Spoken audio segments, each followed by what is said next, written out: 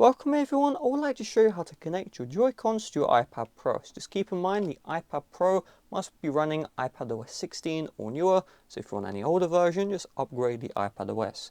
So what you're going to do is you're going to open up settings on the iPad itself, tap on Bluetooth, and just make sure you see here now discoverable as iPad. If you don't, turn on Bluetooth.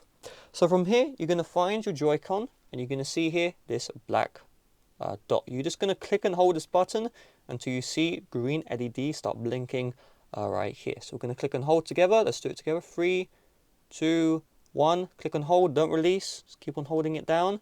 Once you see the blinking, release the button. So from here, you should see your Joy-Con show up in other devices. So give it a couple of seconds and we should see the Joy-Con. If we don't see the Joy-Con, I'm just going to go to another menu. Let's say Wi-Fi. I'll go back into Bluetooth, and there we go, the Joy-Con is now showing up. So I'm going to tap on the Joy-Con to pair, give it a couple of seconds, and just like that, you're connected. So if this doesn't work for whatever reason, restart your iPad Pro, and just try the steps again. So right now it's going to detect as one Joy-Con, and you can use this Joy-Con on its own.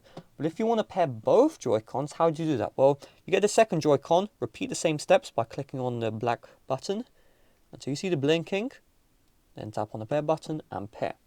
Now when you connect both Joy-Cons, Apple will recognize this, and now both Joy-Cons will act as one single controller. If you only connect one Joy-Con, it will act as a controller which looks like this. So with that being said, thanks for watching. See you guys later. Bye bye.